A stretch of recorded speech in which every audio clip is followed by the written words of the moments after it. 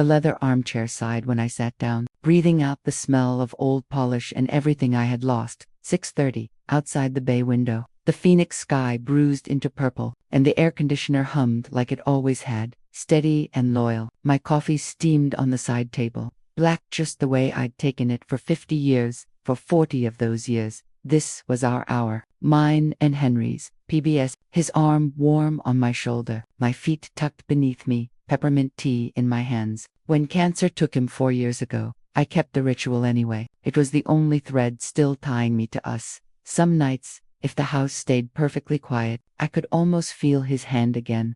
And that was the dangerous part, because for a moment, I forgot he was gone. That Friday, the quiet shattered. Maya burst into the living room, a whirlwind of lycra and determination, her phone mounted on a glittering selfie stick. The peaceful scene on the TVA report on sustainable farming was bathed in the harsh, white glare of her ring light as she switched it on. "Nana, the lighting is completely wrecked with that thing on," she said, not looking at me. Her voice was all sharp edges, a tone she'd perfected since moving in temporarily 3 years ago. She didn't ask. She simply leaned over, her hand invading the space between me and my coffee, and snatched the remote from my lap. The screen went black with a soft click. The silence that followed was louder than the news had been. It was a silence that held the ghost of Henry's voice, the echo of our shared laughs, and now, the violent absence of my small, sacred peace. "Go to your room, old girl," Maya said, already adjusting the angle of her light to illuminate my chair. "This is my space now. My followers are waiting for my sunset yoga flow.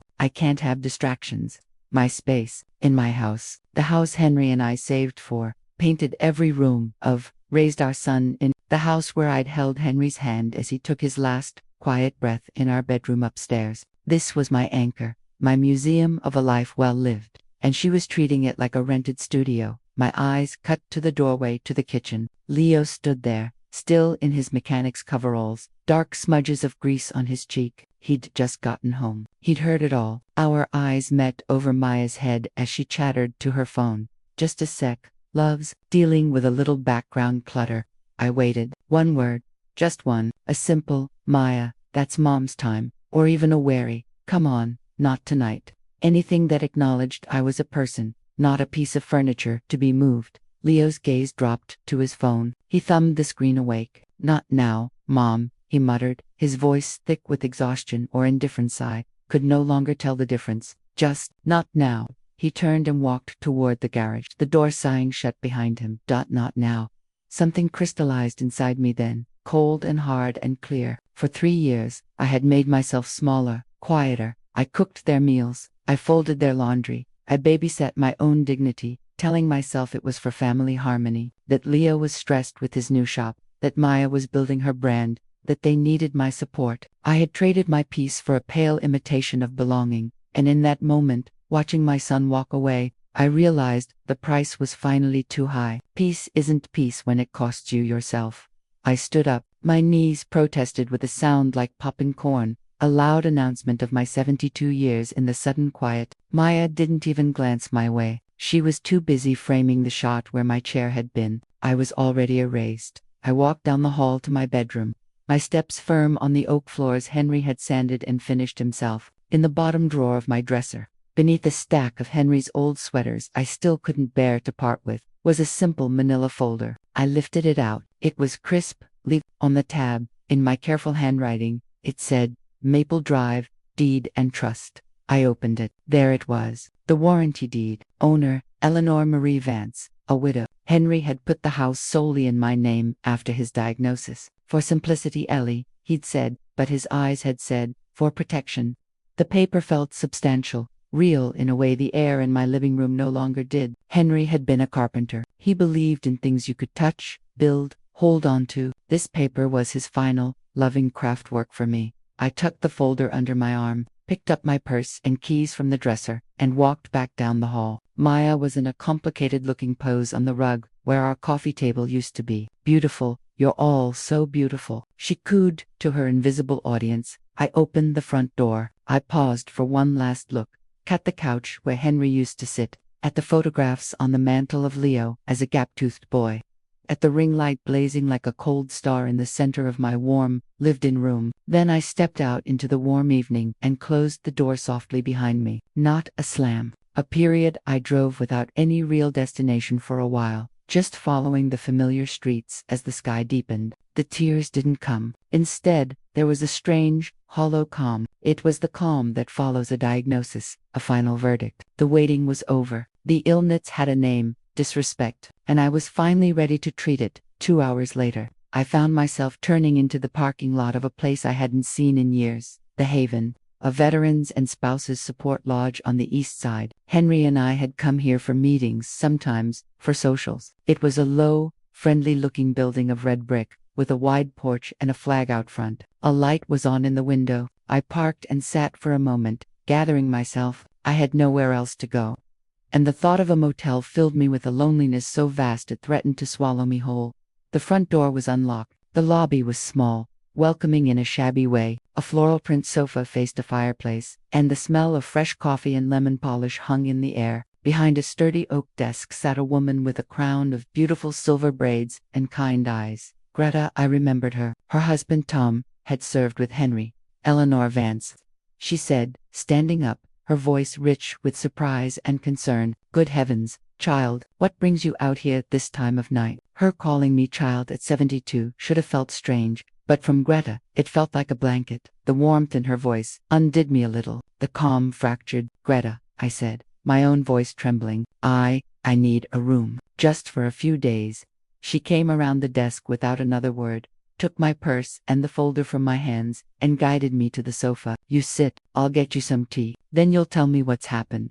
And so, over chamomile tea in a heavy ceramic mug, I told her about Leo and Maya moving in, just until they got on their feet, about the slow, insidious shift from guest to tenant to usurper, about the criticism of my cooking, the complaints about my clutter, my photographs, my books, the way my home had been slowly stripped of me. And I told her about tonight, the remote, the ring light, the go to your room, old girl, and Leo, my only child, standing silent.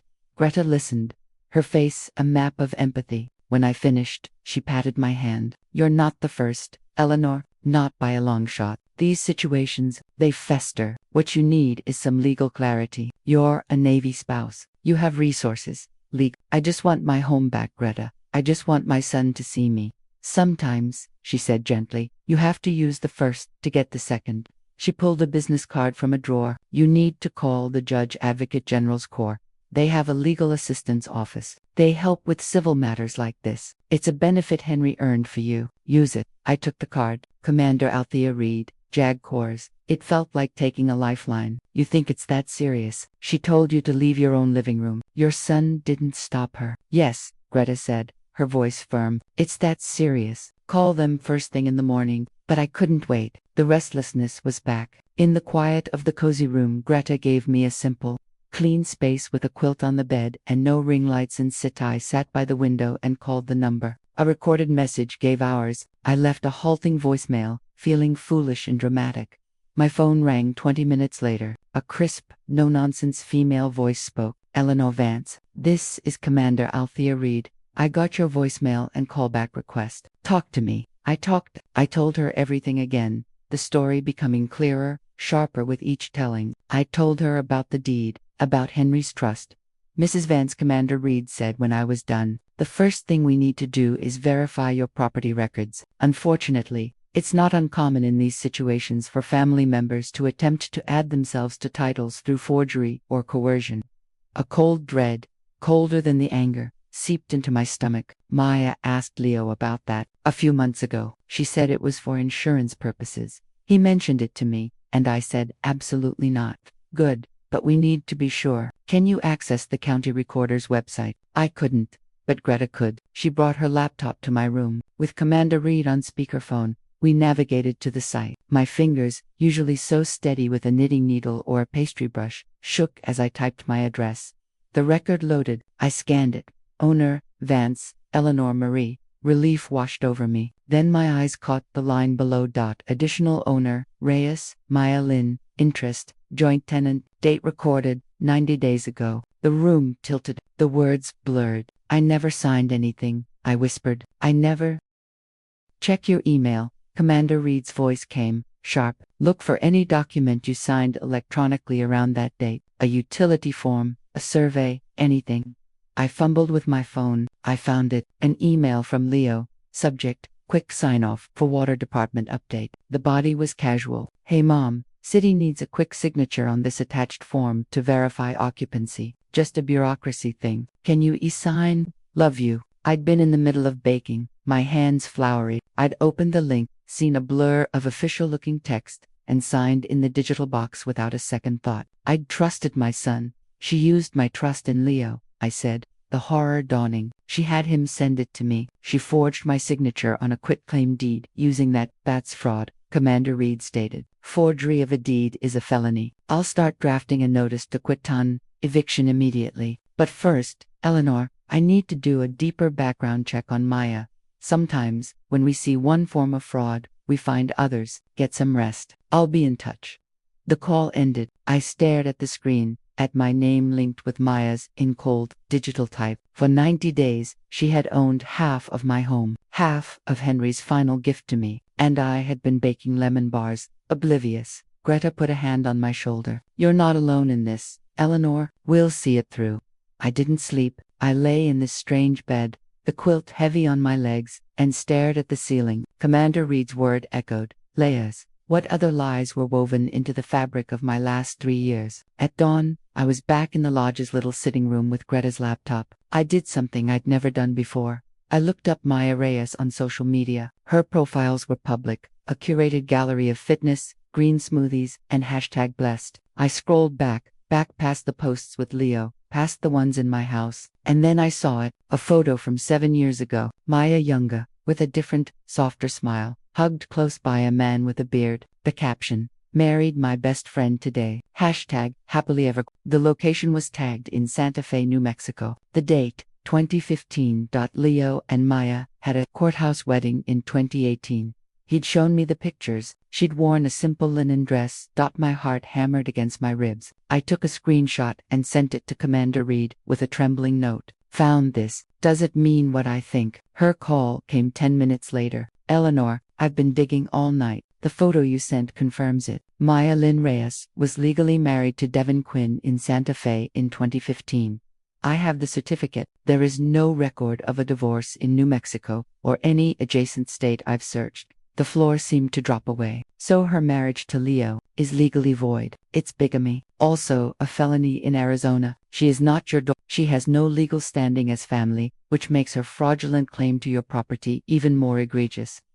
I thought of Leo, so proud, so happy when he'd introduced her. 3 years of his life, built on a foundation of sand. He doesn't know. It's likely he's another victim, Commander Reed said, her voice softening a fraction. But there's more. I ran a wider check. Devin Quinn filed a missing person report on Maya in 2019. She disappeared after emptying their shared business account of nearly $50,000. He's been looking for her. A predator. The woman sleeping in my son's bed, using my dishes, was a predator, and my Leo was her prey. The anger I'd felt earlier was gone, replaced by a fierce, roaring maternal protectiveness. What do we do? I asked, my voice steady now. We proceed with the eviction notice on the grounds of fraud. We also have enough for criminal charges: forgery, bigamy, possibly the theft from Quinn. But to make it stick, and to protect your son, we need to involve the police and this other victim. Are you ready for that? Leo will have to learn everything. I saw Leo's face in the doorway, looking at his phone. Not now, Mom. He would be humiliated. He might be furious with me for exposing it, for shattering his world. But the alternative was leaving him in a lie, married to a thief, used as a tool against his own mother. He deserves the truth, I said, the words absolute, even if he hates me for it. Call Mr. Quinn. Involve the police. Let's end this. All right? I'll coordinate with Phoenix PD's fraud unit. A detective will contact you, and I'll have a process server deliver the notice to vacate tomorrow. Standard is 30 days, but given the criminal activity, we can push for faster. Are you staying at the Haven? Yes. Good. Stay there. I'll be in touch. The next call was to Detective Maria Flores. Her voice was calm, methodical. She took my statement, then connected with Commander Reed and Devin Quinn in Santa Fe. The machinery of justice was groaning to life, and I was at the center of it. But first, I had to talk to my son. I texted him, choosing each word with care. Leo, we need to talk. It's important. Please come to the Haven tomorrow at 11 a.m. Come alone. The response took an hour. My phone sat silent, a black slab of anxiety. Then it buzzed. Mom, Maya says you're overreacting and causing drama, but I'll be there. She doesn't need to know. She doesn't need to know. 5 words that flooded me with a painful, hopeful light. After years of his chosen silence, he was choosing to listen to me. The boy I raised was still in there, somewhere beneath the grease and the fatigue and the spell she'd cast. I replied, 11 a.m., just you and me. Thank you, son. Greta, read the texts over my shoulder. He's coming. He is. What happens before 11? I thought of my living room, my violated sanctuary. At 10 a.m., I said quietly, the curtain comes down on her performance. Monday morning was bright and cool. At 9:55, Greta drove me, and we parked across the street from my house on Maple Drive. We had a clear view of the front window. Inside, the ring light was already glowing, a sterile sun in my cozy living room. Maya was stretching, her phone propped up, no doubt already greeting her lovelies. At exactly 10 o'clock, a woman in a neat pantsuit and flat shoes walked up my path. She carried a leather folio. This was Sarah Jennings, the process server. She knocked 3 firm, unignorable raps. The door opened. Maya, in a crop top and leggings, smiled brightly at her phone. Then her expression faltered when she saw Sarah. Can I help you? I saw her mouth say, Maya Reyes. Sarah's voice carried across the quiet street. It's Maya Vance. Not according to New Mexico state records. I have legal documents for Maya Lynn Reyes, also known as Maya Quinn. Sarah presented the envelope. You are hereby served. Notice to quit the premises at this address. You have 30 days to vacate. Included are affidavits detailing felony forgery of a property deed and bigamy. You are advised to seek legal counsel. Maya's face went from confused to shocked to panicked. Her eyes darted to the phone. Still recording. This is a mistake, she stammered, but her voice had lost its performative sweetness. It was shrill, scared. The evidence is detailed in the documents, ma'am, Sarah said evenly. She placed the envelope in Maya's limp hand, turned, and walked away with the same steady pace. Maya stared at the envelope, then at her live phone screen. The horror on her face was unconcealed, real. She fumbled, dropping the envelope, scrambling to end the video stream. The last thing I saw before she slammed the door was her grabbing her own hair, her mouth forming a silent, furious curse. My phone buzzed. Leo, Mom, what the hell? Maya just called screaming about eviction and bigamy, and some guy named Devin. What is going on? I'm leaving work. I showed Greta. She nodded, starting the car. He's coming, and he's coming to you. That was the difference. On Friday, he had turned away. Today, he was driving toward me. Leo arrived at the Haven at 10:48. He looked like he'd run the whole way. His coveralls were half unzipped, his hair wild. He stopped in the doorway of the sitting room, his chest heaving. Mom, start talking. Now. She's hysterical. She says you're having some sort of paranoid breakdown, that you're making up lies. Sit down, Leo. My voice was quiet, but it held the same tone I'd used when he was 5 and had skinned his knee, a command that promised the truth would follow the pain. He sat, rigid, on the edge of the armchair. I slid the folder across the coffee table. Before you say another word, look at the first document. He opened it. I watched his eyes move across the marriage certificate. Maya Lynn Reyes and Devin Michael Quinn, Santa Fe, New Mexico, 2015. The color drained from his face, leaving the grease smudges stark against his pallor. That can't be right. She showed me divorce papers. They were stamped from a court. They were forgeries, son. Commander Reed verified it. There is no divorce on record. She was married to him when she married you. But her family, they were at our wedding. Her sister was her maid of honor. Were they? I asked gently. Or were they just actors? When's the last time you spoke to her sister? When's the last time any of her family visited? He opened his mouth, then closed it. The defensiveness crumbled, replaced by dawning, sickening doubt. He looked like a man whose house has just been revealed to be built on a sinkhole. I turned my laptop. On the screen was Commander Reed, her presence authoritative and calm. Leo, I'm Commander Althea Reed. I've verified these records through multiple state databases. Your marriage ceremony had no legal standing. You are a victim of fraud. 3 years, Leo whispered, staring at the screen. We filed taxes together. We have joint accounts, all based on a fraudulent premise, Commander Reed said. not unkindly. I'm sorry. I handed him another paper, Devin Quinn's sworn statement, detailing the stolen $50,000, the missing person report. Leo read it, his hands shaking so badly the paper rattled. She stole from him. She just vanished. He looked up at me, his eyes wide and wounded. Mom, she was going to steal from you, too. She kept pushing me about the deed. I almost let her. I printed the form for you to sign, but something felt off. I didn't give it to you. A tear traced a clean path through the grime on his cheek. But I let her treat you like a stranger in your own home. What kind of man does that make me? I moved then. I went to him, knelt beside his chair, my knees protesting loudly, and took his greasy, shaking hands in mine. It makes you a man who was manipulated by a professional. A man who was lonely and found what he thought was love. A man who made a terrible mistake in silence. I squeezed his hands, but it also makes you the man who showed up here today to hear the truth. That matters, Leo. That matters more. He bowed his head, his shoulders shaking with silent sobs. The tough mechanic, my little boy, broken open. After a long moment, he wiped his face on his sleeve and looked at me, his eyes red but clear. What do we do now, Mom? Tell me what we do next. The word was a bomb, a homecoming. We take our home back, I said, and we help put a stop to her, so she can't do this to anyone else. Detective Flores arrived shortly after. She took statements from both of us. Leo confirmed the pressure about the deed, the isolation from his friends, the way Maya controlled their finances. He chose to press charges for identity fraud and emotional distress. The detective moved with swift efficiency. With the evictions served, the fraud evidence, and the interstate aspect of the bigamy and theft, we have enough for an arrest warrant. We'll pick her up today.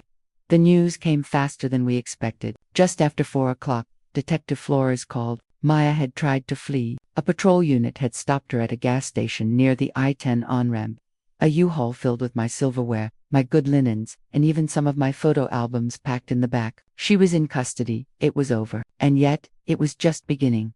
Leo came back to Maple Drive with me that evening. The house felt different, lighter, but haunted. The ring light was gone, but its ghost lingered. Leo stood in the living room, staring at the space where it had been. I should have stopped her that night, he said, his voice thick. I should have thrown her and that damn light out the door. You're here now, I said. That's the only thing that matters.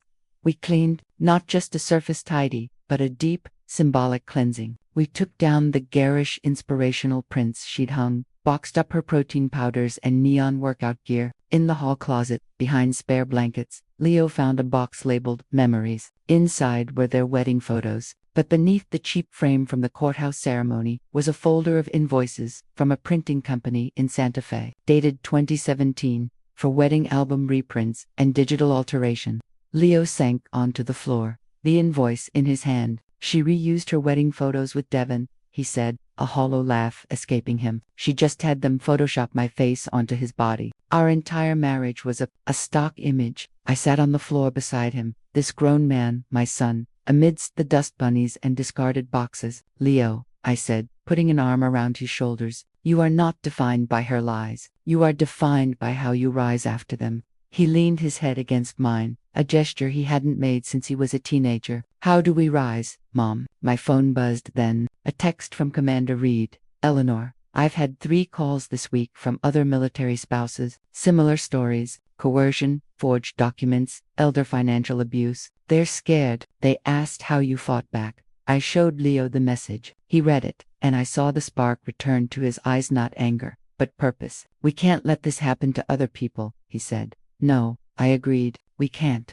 So what do we do? I thought of Greta's kindness, of Commander Reed's fierce advocacy, of Devin Quinn's courage in coming forward. I thought of Henry, who built things to last. We build something, I said. We take what we learned, the warning signs, the legal steps, the importance of saying no, and we share it. We help others build their own defenses. Leo nodded. When do we start? I looked at my son, truly looked at him. The fog of deception was clearing, and the good, strong man I knew was standing tall again. Soon, I said, very soon. The legal proceedings moved quickly after that. Faced with overwhelming evidence from 2 states, Maya took a plea deal. 2 years in prison for fraud and bigamy, plus restitution to Devin Quinn and to me for legal fees. Leo's marriage was annulled. wiped from the record, as if it never legally was. And on a bright Saturday morning 3 months later, I stood at the front of the community room at the Haven. Leo was beside me, setting up a slideshow. The room was filled with 24 older men and women, some with their adult children. They looked wary, hopeful, scared. Greta introduced us. Welcome, everyone, to Securing Your Sanctuary, a workshop for seniors and families. This is led by my friend Eleanor Vance and her son Leo. I stepped forward, my heart pounding. I clicked the remote, and the first slide appeared. Recognizing emotional and financial coercion, I let someone into my home. I began, my voice gaining strength as I spoke. I loved my son, and I wanted to support his happiness. So I made myself small. I swallowed my words. I tolerated the disrespect, thinking it was the price of family peace, until one Friday night, she told me to go to my room. A murmur of recognition rippled through the crowd. I learned that silence in the face of abuse isn't peace, it's permission. And I learned that love should never require the surrender of yourself. We walked them through the practicalities, how to check property records, what a quitclaim deed really means, the red flags of isolation, and rushed financial decisions. We showed them how to contact resources like JAG, Adult Protective Services, and local fraud units. Then Leo spoke. He talked about his shame, his blindness, how he'd been manipulated into being the tool used against his own mother. I was a victim, too, he said, his voice strong and clear. But that doesn't erase my responsibility. I enabled it by my silence. I learned that real love has boundaries, and my mom taught me that enforcing those boundaries isn't cruelty, it's the deepest form of respect. Afterwards, people came up to us. A woman with tears in her eyes clutched my hand. My grandson's new wife. She's always taking things, borrowing money. She makes me feel like a burden in my own condo. I didn't know it had a name. Now I do. Leo and I drove home together, exhausted but filled with a profound sense of rightness. He had moved back into Maple Drive, but it was different now. We had rules, boundaries, respect. He was a tenant, paying a modest rent, responsible for his own space. We were mother and son, but also two adults sharing a home we both cherished. That evening, at 6:30, I walked into the living room. The brown leather armchair waited for me. A moment later, Leo came in with 2 mugs of tea. He handed me mine peppermint. Mind if I join you for the news? He asked. A smile spread across my face, deep and true. I'd like that very much. He didn't hand me the remote. He simply placed it on the coffee table, a neutral territory between us, and sat on the couch where his father used to sit. The familiar theme music for the new shower filled the room. He glanced over during a segment about local gardening. "Mom, thank you," he said, his voice rough with emotion. "Thank you for not giving up on me. And I'm sorry for all of it." I looked at him, my beautiful, flawed, beloved son. "I will never give up on you, Leo, but I will also never again be silent when someone disrespects me in my own home. Not even you. That's not a lack of love. That is love. Love with boundaries." "I'm still learning that," he said, "but I'm grateful you're my teacher." The remote sat between us, untouched. We didn't need to fight for control anymore. We had learned, in the hardest way possible, that respect isn't taken, it's given freely, or it isn't real. And in this house, under this roof, on these terms, respect was the new foundation. It was non-negotiable. The news played on. The house settled around us with its familiar, comforting creaks. The ghost of Henry felt peaceful now, and for the first time in years, my house didn't just feel like a building I owned. It felt like a home again, my sanctuary, secured,